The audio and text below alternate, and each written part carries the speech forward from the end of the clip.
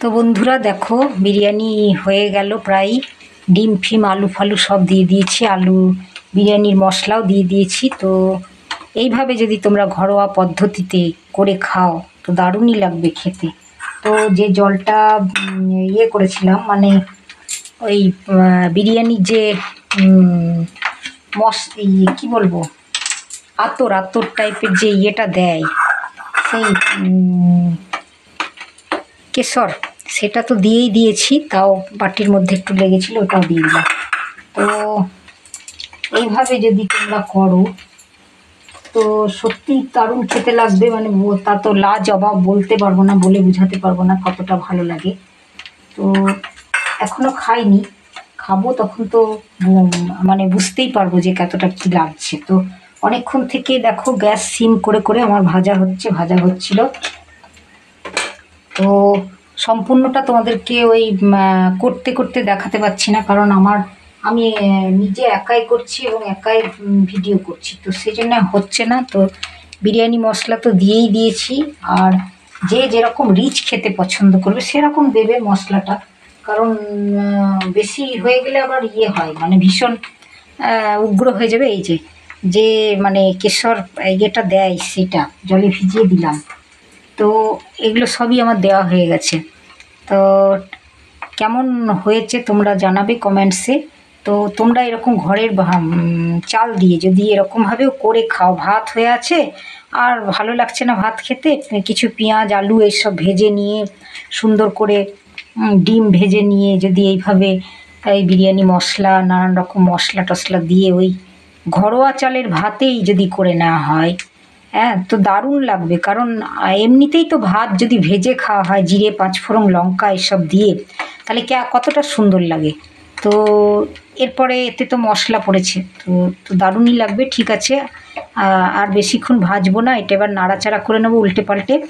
তো গ্যাস নিভিয়ে দিলাম, কারণ তলায় লেগে যাবে, তাহলে তো আবার ভালো লাগবে না। কিন্তু তলায় লাগবে না, আমার প্রচুর তেল দেওয়া আছে। তো মানে যতটা তরকারি মানে কষেছি আলু ডিম, তাতে যতটা পরিমাণ তেল দেওয়া আছে, কারণ পেঁয়াজটাকে লাল লাল করে ভাজতে হয়েছে, প্রচুর তেল দেওয়া আছে। এবং ভাতটা যে ভাজলাম সেটা তো সাদা তেল দিয়ে ভাজলাম পুরোটাই। তো অনেকক্ষণ ধরেই ভাজা হচ্ছে, তো সেই জন্য ভাতটা তেও তেল অনেকটাই আছে, বেশ অনেকটা পরিমাণই তেল লাগে। তো সেই জন্য হয়তো সবসময় করে খেতে পারা যায় না এইসব জিনিস, কিন্তু তবুও আমি বলছি যে ভাল লাগছে না, একঘেয়েমি। তো ওই বিরিয়ানির চাল থাকবে তবে খেতে পাবো, এরকম না করে যদি ওই ঘরোয়া চালেরই করা হয়, তো মানে আর কোনো তরকারি লাগবে না। মানে এটাতে এবার আমরা একটু আচার নেব সঙ্গে, আর ওই পেঁয়াজ কুচি করে নেব, পেঁয়াজ কুচি করে না, গোল গোল করে যে বিরিয়ানিতে যে পেঁয়াজ দেয়, পেঁয়াজ শসা, ওইটা। তো আর কিচ্ছু প্রয়োজন পড়বে না, মানে এইটা খেলেই তরকারি বলো বা কোনো ভালো লাগবে না। কারণ গোটাটাই দেখো না মশলা দিয়ে আর পেঁয়াজ দিয়ে মানে ভীষণ রিচ হয়ে গেছে, কারণ দোকানের থেকেও রিচ হয়ে গেছে। কারণ দোকানে তো একটু সেই তলায় থাকে, তার ওপরে ওপরে দিয়ে মানে করে সাদা সাদা হয়ে থাকে, বা পেঁয়াজ টিয়াজগুলো অত কি বোঝা যায় না। হ্যাঁ, কিন্তু একটা টেস্ট বা গন্ধ বিরিয়ানি মশলার ওঠে, সেটা ওঠে। কিন্তু এটা একবারে সে পুরো মাংস ঝোলে যেমন কষে কষে দেয়। যেহেতু আমার ঘরোয়া চাল, সেই জন্য আমি এই জিনিসটা করেছি। কারণ কষে কষে তেলে কষে কষে অনেকক্ষণ ধরে তেজপাতা থেকে আরম্ভ করে সমস্ত কিছু তেলে ভেজে ভেজে নিয়ে এইভাবে করেছি, কারণ যেহেতু ঘরোয়া চাল। আর চালটা যদি আবার বিরিয়ানির হতো তাহলে কিন্তু এত কষার প্রয়োজন পড়তো না। হ্যাঁ, বা না কষলেও হতো, বা যারা কষে খেতে পছন্দ করে তারা কষাটাও একটা অন্যরকম টেস্ট হয়। আর না কষে যেটা হালকা হালকাভাবে ওপরে মানে ভাত দিল, তারপরে আবার মশলা দিল, তারপরে আবার ভাত দিল, যেভাবে করা দেখায় সেরকমভাবে করলে তারা সেটা তো আর নাড়াচাড়া করে না, মানে ঝাঁকড়ে নেয় লাস্টে দিয়ে করে। তো সেরকম সেটা একরকম পদ্ধতি, ওরকম দোকানে হয়।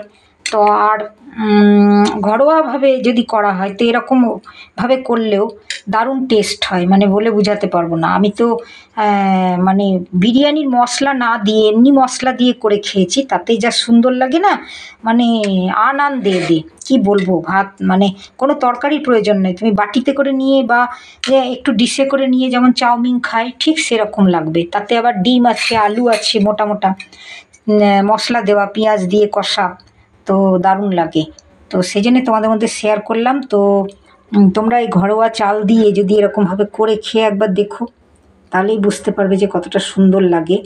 ঠিক আছে, বাই বাই, আসছি আবার পরের ভিডিও নিয়ে দেখা হবে। যদি আমার এই ভিডিওগুলো তোমাদের ভালো লেগে থাকে বা রান্নার ভিডিও বলো যে ভালো লেগে থাকে, তাহলে আমাকে লাভ, লাইক, সাবস্ক্রাইব যদি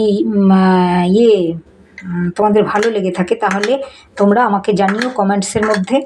ঠিক আছে, বাই বাই, আসছি আবার পরের ভিডিও নিয়ে দেখা হবে। ততক্ষণ তোমরা সুস্থ থেকো, ভালো থেকো, আমিও ভালো থাকি। বাই।